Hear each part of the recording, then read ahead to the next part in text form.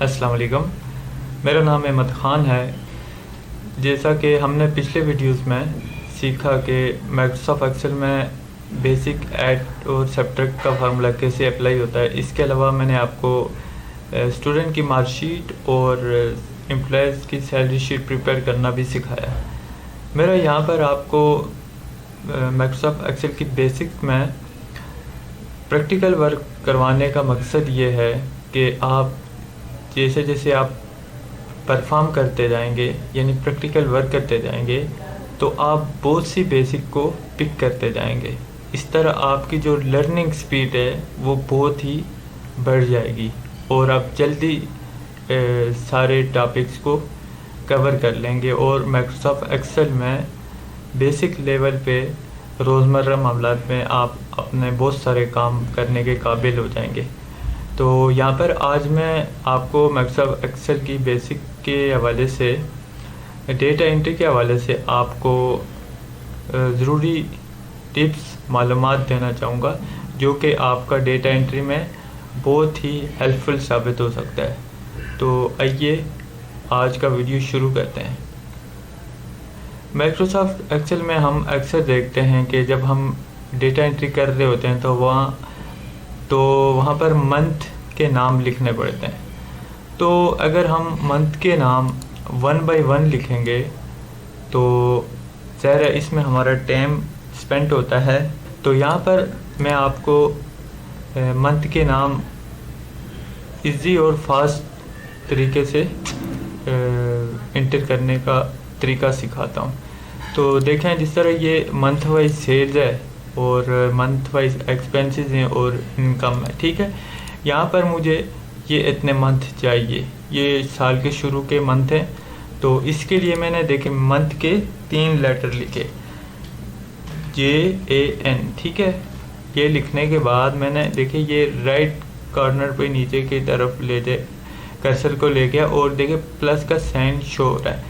इसको मैं right drag करूँगा तो ये देखें मंथ के बाकी जो मंथ के नाम हैं वो खुद ब खुद आ रहे हैं। ये एक अच्छी ट्रिक है कि आप सिर्फ एक मंथ का नाम लिखें और उसको ड्रैग करके बाकी मंथ के नाम आप फ़ौरन से लिख सकते हैं। इसके अलावा हम देखते हैं कि हमने अक्सर क्वार्टर नेम लिखने होते हैं कि ये साल के पहले 3 महीने यानी पहले क्वार्टर में कितनी सेल हुई है, सेल कितनी हुई है या कितना बजट यूज़ हो चुका है। तो उसके लिए भी हमें क्वार्टर डालने पड़ते हैं। तो क्वार्टर डालने के लिए हम यहाँ पर आप देख सकते हैं कि ये कोई भी पहला क्वार्टर जिस तरह अगर हम लिखना चाह रहे हैं तो ठीक है। तो हम पहला क्वार्टर अगर लिखना चाह रहे हैं तो यहाँ पर देखें, मैं आपको दिखाता हूँ ये पहला क्वार्टर। तो इसके राइट कॉर्नर पे, ये सेल के राइट कॉर्नर पे आप ले जाएं और ये प्लस का साइन देखे शो हो रहा है। इसके बाद आप नीचे की तरफ या राइट आप ड्रैग करेंगे तो ये देखें ये 4th क्वार्टर तक ये ऑटोमेटिकली इसने ले लिया, ठीक है। इसके अलावा आप इसको फुल नेम के साथ भी आप इसको ड्रैग करके पूरा क्वार्टर नाम लिख सकते हैं, ठीक है। ये देखें क्वार्टर 2, क्वार्टर 3, क्वार्टर 4। आप इसको भी आप इसको हॉरिजॉन्टली भी यानी कॉलम वाइज भी लिख सकते हैं। ये देखें ये 4th क्वार्टर आ गया, ठीक है। इस तरह आप जो ये डेट है जनवरी की, तो देखें जिस तरह मैं यहाँ जैन लिखता हूँ और इंटर करके इसको नीचे की तरफ ड्रैग करूँ तो ये। इसके अलावा आप जिस तरह डेज़ के तो नाम हो गए जी, डेज़, अगर आप डेज़ को लिखना चाह रहे हैं तो वो भी आप फ़ौरन से लिख सकते हैं। इसका भी मैं तरीका आपको बताता हूँ, ठीक है। ये देखें ये लिखा हुआ ऑलरेडी मैंने इसकी प्रैक्टिस की है। अभी मैं आपको बता देता हूँ कि ये मैंने फ्राइडे लिखा है। अब मुझे फ्राइडे से नीचे जो भी है, Friday, Saturday, Sunday, Monday, Tuesday, अब ये मुझे फ़ौरन से लिखना है। तो इसके लिए मैं क्या करूँगा, फ्राइडे लिखूँगा और उसके बाद ये देखें ये फ़ौरन से नीचे ड्रैग कर दूँगा तो ये थर्सडे तक पूरे वीक का डेज़ के नाम मुझे फ़ौरन से मिल गए। ठीक है, इसके अलावा मैं आपको डेट्स और टाइम के हवाले से बताता चलूँ कि डेटा एंट्री में बाज़ औक़ात हम गलती कर जाते हैं। तो ये इजी टिप्स अगर आप इस्तेमाल करेंगे और आपकी नॉलेज में हूँ तो आप फ़ौरन चीज़ों को पिक कर लेंगे, जहाँ पर गलती हो उसको भी डिटेक्ट कर सकते हैं और मज़ीद परेशानी से बच सकते हैं और अपना टाइम बचा सकते हैं। इसके लिए देखें यहाँ पर जिस तरह मैंने डेट लिखी है और टाइम लिखा है, इसके बाद मैं अगर डेट को इस फॉर्मेट में भी लिख सकता हूँ और मैं इस तरह भी लिख सकता हूँ 12-KUN-2022। अगर इसको मैं ऐसे करता हूँ, इंटर कर देता हूँ, तो ये देखें ये डेट इस फॉर्मेट में भी आ गई। इसके अलावा आप Ctrl+1 अगर प्रेस करेंगे इस सेल में तो ये आपको फॉर्मेट सेल का डायलॉग बॉक्स देता है, जिसमें आप चाहे आप डेट हो, टाइम हो, करेंसी हो, परसेंटेज का फंक्शन हो या कोई भी नंबर हो, जर्नल हो, कुछ भी हो, अकाउंटिंग से रिलेटेड अगर आपने फॉर्मेटिंग करनी है तो वो भी यहाँ पर कर सकते हैं।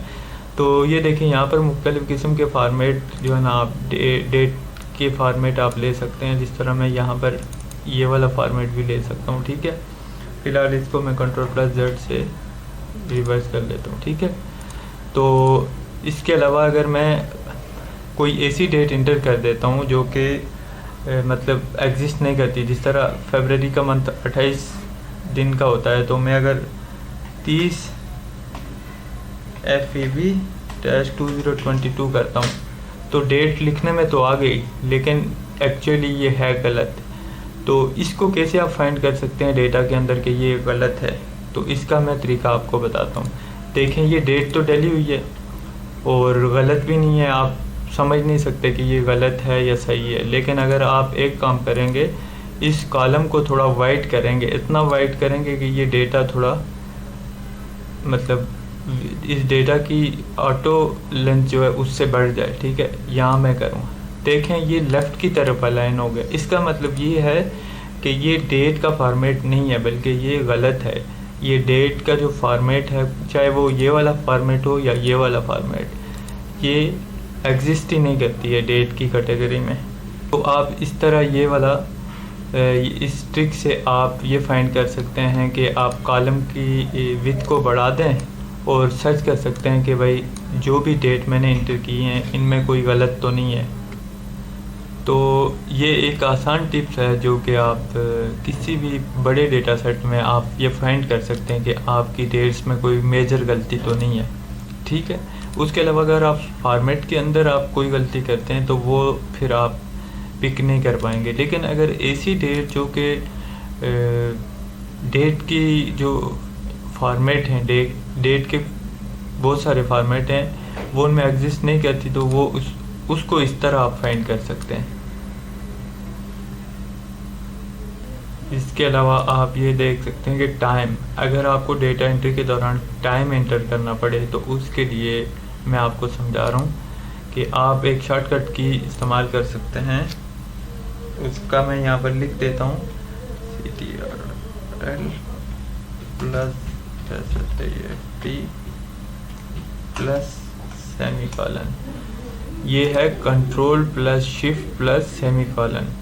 तो आप फ़ौरन से टाइम लिख सकते हैं। ये देखें मैं प्रेस करके दिखा रहा हूँ आपको। ये तो ये 11:01 हुआ है, रात के 11:01।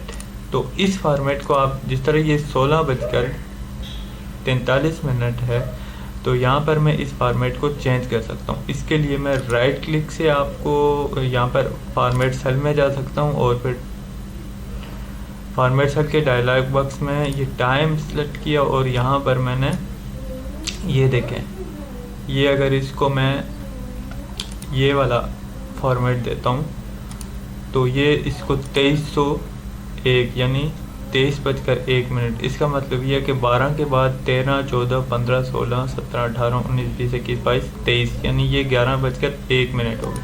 इस तरह आप डेट के फॉर्मेट को चेंज कर सकते हैं। इसके अलावा आप Ctrl+1 भी करेंगे तो ये डायलॉग बॉक्स जो आएगा वो फॉर्मेट सेल का, यहाँ पर डेट से टाइम के ऑप्शन में आप जो है ना यहाँ से फॉर्मेट को चेंज कर सकते हैं। तो आज का वीडियो यहीं तक था।